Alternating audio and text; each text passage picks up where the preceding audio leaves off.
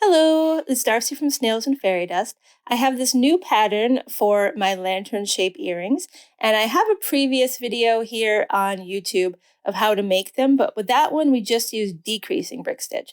For this one, we're going to use increasing and decreasing brick stitch, so you could do it all in one go. And if you would like to get your hands on the pattern, you can purchase it below. You'll find a link below this video in the description. And if you are a member of Bead Camp, it's going to be included in your October Bead Camp subscription. So it's really worth it to join Bead Camp. You get 3 beading patterns a month, plus 2 exclusive videos that will never be shown here on YouTube.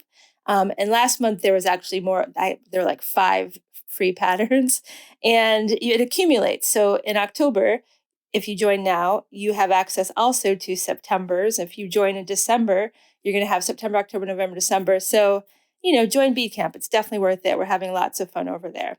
Now, I have size 11 Miyuki Delica beads. This color is so gorgeous.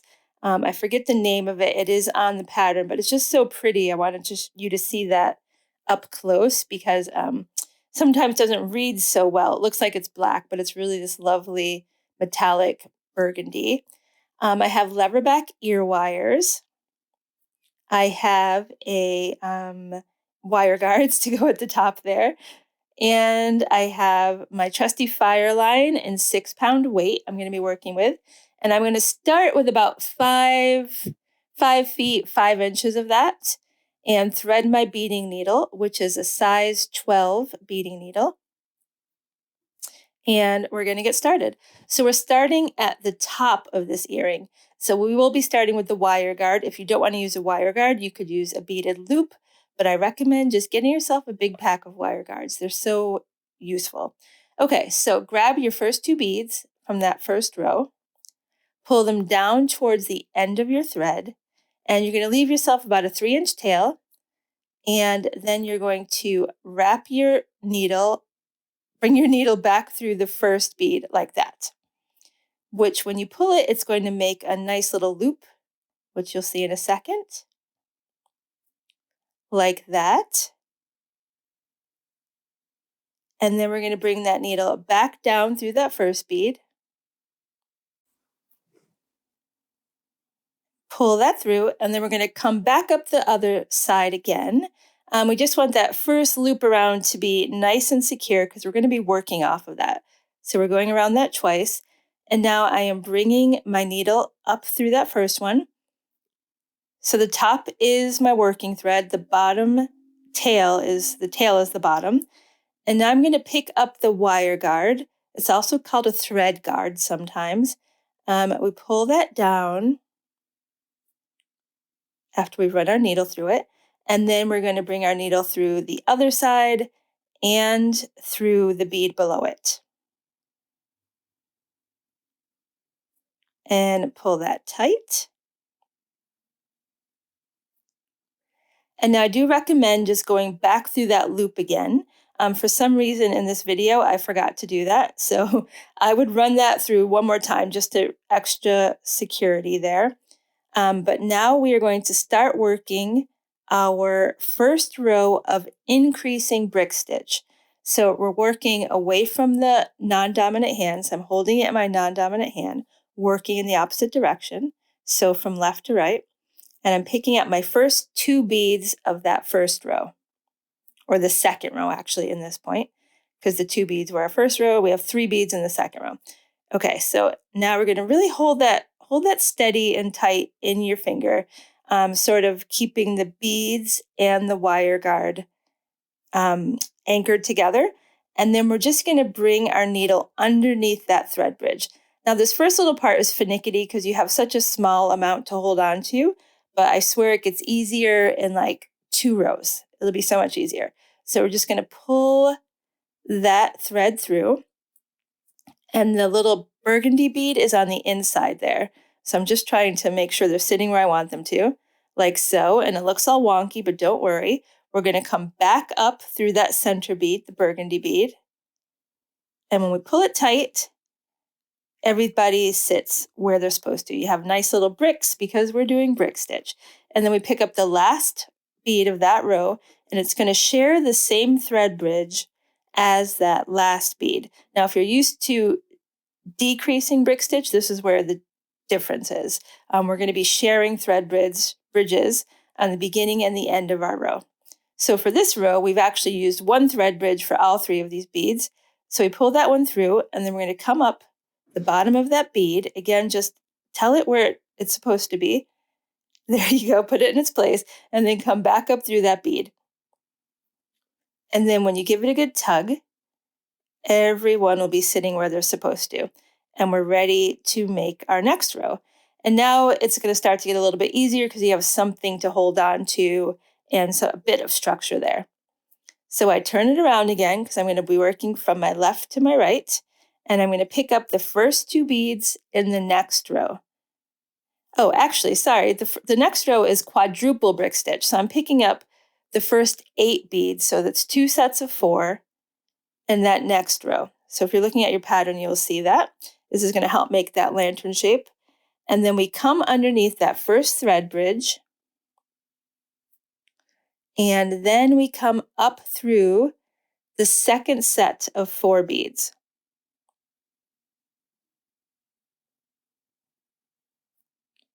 Bit finicky, take your time here. There we go. So through those 4 beads, and we give that a tug. And that is it for those two. With decreasing brick stitch, it's a bit more complicated. We have to go back through, but we don't have to do that in this case. And then pick up my next 4 beads. And I'm going to come under the next thread bridge. So in this row, we have 2 thread bridges to work with. And each thread bridge is going to get shared by 2 groups of beads. So I'm coming underneath, pull that tight, and then come right back up through those 4 beads. Like so. And then for our last 4 beads, we're going to share that last thread bridge. So pick up the next 4 beads, come underneath the thread bridge,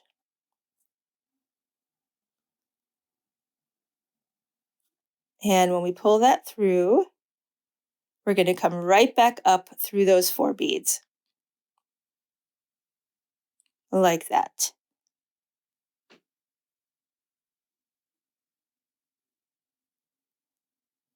There you go. I do find with increasing brick stitch, sometimes your thread can can get caught on the beads below. So just make sure you're keeping your thread right underneath that previous thread bridge when you're sharing a thread bridge on that last one.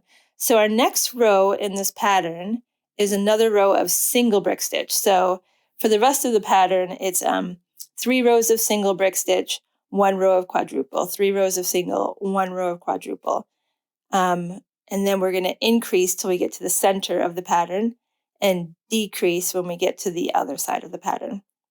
So from here, we now are starting to have more thread bridges. So you see the center thread bridge is just going to have the 1 bead on it.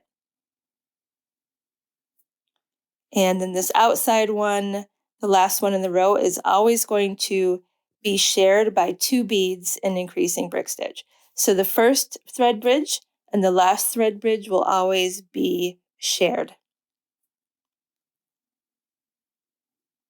There we go. And sometimes that last bead, just sort of push it into place with your finger before you go through it.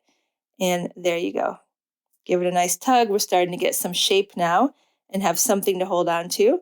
Again, I flip my work over to try not to drop it.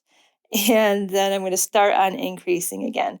I just wanted you to see this one more time, and then we will move on to the rest of the earring. So again, 2 beads coming underneath that first thread bridge, and we just pop up just through that second bead there.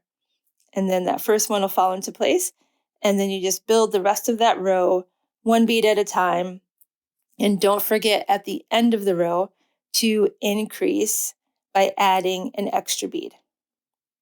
And if you're looking at the pattern, where there is an arrow that points up, that's increasing. Where there's an arrow that points down on a row, that is decreasing. Okay, so now we have our next 3 rows of single brick stitch, and I would be able to add my row of quadruple brick stitch again. And I just want you to see that one more time. So I have 8 beads, 2 sets of 4, and I'm coming underneath that first thread bridge, pull it all the way through, and then I'm just going to come up through those second 4 beads, the white beads. You may notice with this pattern at the beginning of the video, I have 3 different colorways. The main pattern is this purple and cream colorway, but I have included in the pattern the sort of recipes for the other 2 colorways as well, with the bead numbers and colors if you like the other colorways better. So now we're just going to work up, keep doing the rows of single brick stitch and then the quadruple brick stitch until you get to the center row, which is this one here. I'm just putting on my last set of 4 beads. And then after that, I'm going to take a look at my pattern and we'll see that I am now switching to decreasing brick stitch. So you see the little arrows here. So now that the arrows are facing down, that means decreasing brick stitch. So we've finished that center row and now we're going to decrease from there. So for decreasing brick stitch, again, we will pick up the first 2 beads in our next row because this next row is single brick stitch. But this time, we're going to come underneath that second thread bridge from the outside. So not the first, we're coming through the second. And then we pull our needle through and we're going to come up through that second bead and down through the first bead. And then up through the second bead again. Now, if you are familiar with my videos, a lot of them have this technique in them, so that should be familiar to you. But if you're new, welcome to decreasing brick stitch. So then we pick up our next bead and we just come through that thread bridge and straight back up through it, just like we were doing before with the increasing brick stitch. The only difference here is when we get to the end of the row, we're not going to add that extra bead. So you see here we are almost at the end of the row. And when I get to that last thread bridge, there's only going to be 1 bead on it. So in this row, each thread bridge has a corresponding bead. And you have a nice little brick lineup like this. I just like the way this pattern lines up. I think it's really cute. Okay, so we're going to our next row. We're picking up 2 more beads, decreasing again, coming through that second thread bridge, and then back up through the second bead, down through the first bead, and up through that second bead again. And then the rest of that row, we just add 1 bead at a time, and just like we've been doing for this whole earring. The nice thing about this earring is because we have all of those rows of quadruple brick stitch, it really cuts down the time. As if this whole thing if it were all single brick stitch, it would take probably 4 times more time than it is currently. I just want you to see a row of decreasing brick stitch with the quadruple. So we have our 8 beads there, the first 2 groups of 4, coming underneath that second thread bridge, back up through those second 4 beads, those 4 white beads, and then back down through the first 4 beads, and back up through the 4 white beads again. And you see, because it's quadruple, we've just added a whole centimeter to the earring, which is great. They really come together fast. I like this earring for, producing something quickly when you need to fill up a table for a fair or a craft show or something like that, and you want to be able to produce work quickly. Because sometimes with a single brick stitch fringe earring, it takes you 4 hours, 5 hours to make, and you can't make a lot of those, can you? Because you just don't only have so much time in a day. So here I am on the last 2 beads of this earring. And I'm just going to make sure my needle ends up going back up into the work. So weave that needle back in. And we're just going to weave that thread. I'm going to go around a couple of beads couple of times. I didn't leave myself a lot of thread here. I somehow made it with the one thread, but you might have to change your thread in the middle. So I'm just finding these two single beads next door to each other to sort of wind around and create tension. It's better to do it, anchor your thread around the single rows of brick stitch rather than the quadruple rows of brick stitch, because you could get more tension in between the beads there.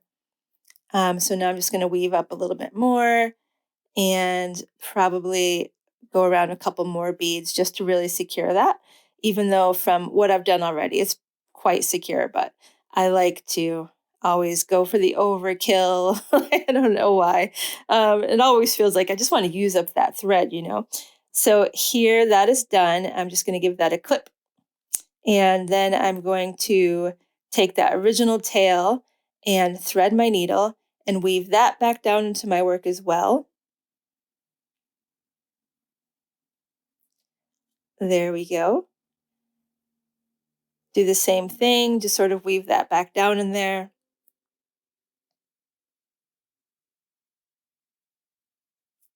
And anchor that one in. If you did need to change your thread during this project, the way to do it would be this in reverse. So you would anchor your thread, the tail of your thread, and sort of go around some beads until you give it a tug and it's not going anywhere.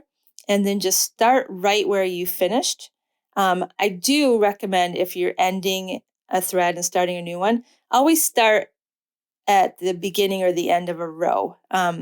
Like at the beginning of a new row is the best place to start. You don't want to start in the middle of a row. I don't know. It's just doesn't feel right. So just like either work your way to the end of a row or stop before you start the next row if you need to change your thread. And now I am just going to add an ear wire. I have these little lever back ear wires, which have an open loop at the bottom. Always just give them a tiny twist, sort of away from your body. Don't open them further than you need to. That wasn't quite enough, so I'm giving a little bit more. But don't manhandle your ear wires because they are delicate. And there you go. You have a cute little earring. I hope you enjoyed learning this way to execute this project. And I do love all these colorways. I like that blue a lot. And I do like that yellowy green with the brown. And you can find them all on my website. Or if you're a member of Bead Camp, check your box because it's there right now. All right. See you soon.